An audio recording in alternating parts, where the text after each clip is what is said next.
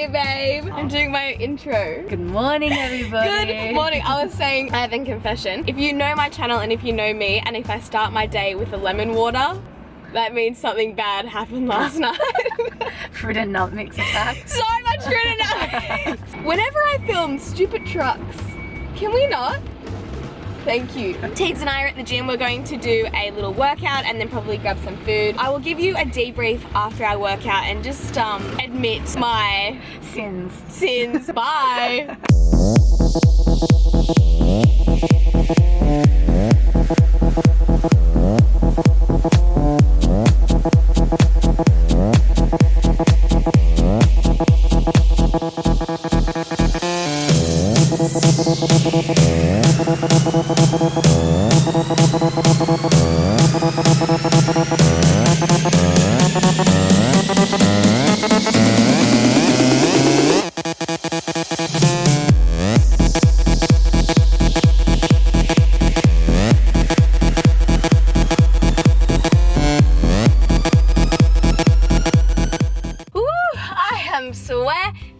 Teags and I did like an upper body session and then smashed out some sprints and like a Tabata session at the end. She was such a legend. She did it with me just because I feel so sick. I seriously do this all the time and it is just annoying because I feel like my last video was so good and it was like full of such good tips to not binge and manage your portions. But I got up at 5 a.m. yesterday and I worked so hard. Like I trained and then I was doing emails. Not only was I mentally exhausted, but I was physically drained. So naturally my body was craving sugar, but instead of employing my strategies to beat the binge, I was like, screw it, I'm going to live off Blue Dinosaur bars and Loving Earth chocolate for the rest of the day. And I didn't regret it at the time, but now, at least the things that I consume in like large quantities are healthy and are made up of whole foods. I really need to start driving because like I'm like sweating so much. I don't know if you can see, but like, oh, it's wet. Okay, gonna go now, bye. Hey, sweaty girl. I should definitely eat because we just worked out so hard, but I feel so full from last night. Why do I always do this? You need to just not do it. Like you need to not have any. I know, I have no portion control. I'm a food fanatic, but I think I'm just gonna get a coffee for now, see how I feel. Hopefully it makes me poop. I'm serious. I feel so full and blocked up. I went this morning, you get off the coffee. Yes, I love coffee, but I swear half the reason I have it is just because it helps me do morning poops. Am I too real? You know what, you're gonna get food and then as soon as you get your food, I'm gonna get food jealousy. I always stay at cafes for like a few hours and smash out emails and editing and stuff so that I get a coffee and then Tegan gets food and I'm like, oh nah, I'll wait till later. And as soon as she gets her food, I'm like, why did I do this? And then as soon as she leaves, I get food, so we don't really get to bond over food anymore. No, she needs to quit coffee. Never. Hashtag LB with the DVM for life. We used to be coffee best friends. And then now I'm sort of off it. Just kidding, but seriously. I'll just get a large long black with a dash of almond milk. 50 cents. Help me, I'm bored. I was about to grab one out of the tip jar. Thank you. But you know it's bad when it's almost at lunchtime and you're still full from the night before. I have a problem. what did you eat? Do you want me to be serious? Yeah. 3 bowls of granola like, with mango on top, and I'm actually intolerant to mango, so that didn't help. I knew it as well. I put the mango on top and I was like, this is gonna be an error. 1 whole box of the Buck and Berry Loving Earth, and then I had a mint choc one. Then I had 2 Blue Dinosaur bars, 1 in sour cherry and 1 in blueberry. I tried the blueberry one yesterday. Oh my gosh! Yes. You have 1 and then you want more.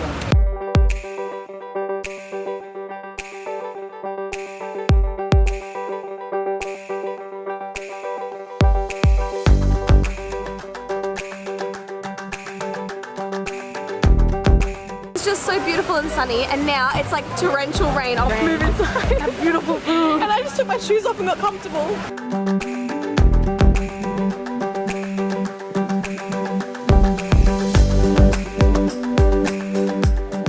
Okay, here's my dilemma slash story of my life right now. But it's becoming like more and more of an issue. So I live in a suburb that is so far away from everything I do. So I'm supposed to do a strength session tonight at the gym around 4 o'clock. It's 1:30 now. So it really doesn't make sense for me to like drive all the way home, be home for like an hour, and then come all the way back out here. Oh my gosh, I totally forget where I parked my car. I always have this problem. Is that my car?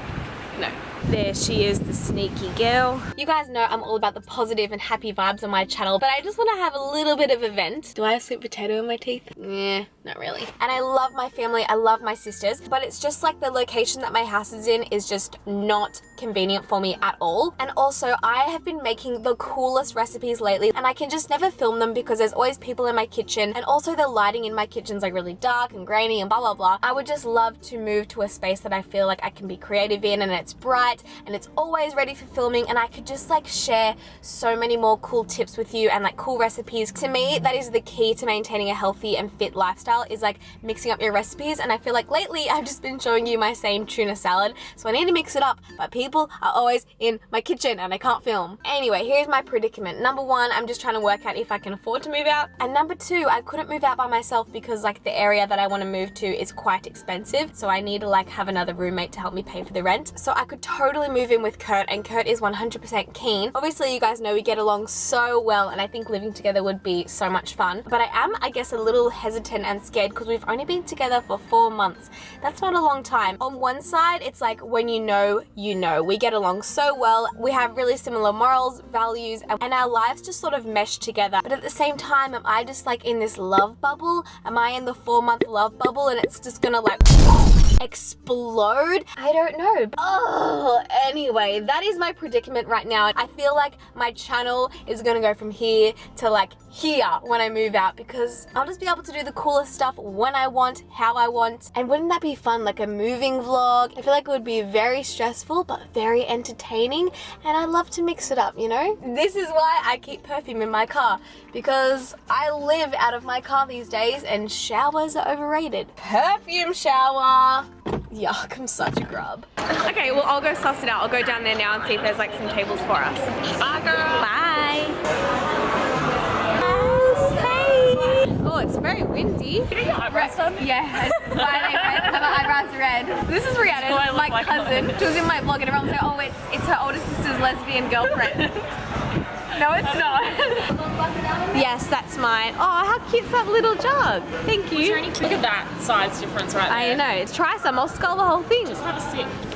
Oh, that's nice, but it's too small. I want to enjoy it. That's why I get a lot. Imagine if I moved out and I could have you guys over for coffee. I feel like we would get along better. We would be even more best friends. Snacks. And you, we'd be best friends.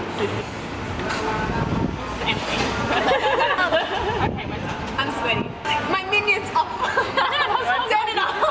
Maybe this is why I have portion control issues. In my last vlogs, I talked about being organized and having healthy snacks on hand. But seriously, like I have a fear of being hungry and I have healthy snacks everywhere. So I'm at one of my gyms now and I think I'm going to have a blueberry bar. So I'm gonna have this as my pre-workout and then go and do a mini shoulder session. I'm home from the gym now and I'm absolutely dead and starving, so I'm going to make a protein shake. As per usual, I'm using my favorite lean protein by Topeka. This is the vanilla flavor and I want it to be a green smoothie because I still don't feel 100% from like eating so much last night. And when I'm making a green smoothie, I either use the alkaline greens or the ultra cleanse, but today I'm actually going to combine them both. So if your body is feeling super toxic and just like sick from the day before, or if you've eaten really badly, I suggest using the ultra cleanse because it actually contains a thing called bentonite clay, and that is really good at detoxifying the body, and it's full of amino acids, which is ideal post-workout because you want to feed your muscles and help recovery. And then I'm also going to use the alkaline greens mostly because of the taste. Like I love the tropical flavor of this one. So I'm going to mix those three with water, ice, a dash of almond milk, and a full banana. And that is going to be my post-workout shake.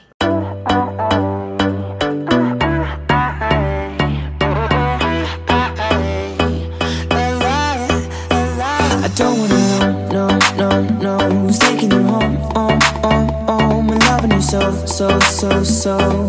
the way I used to love you.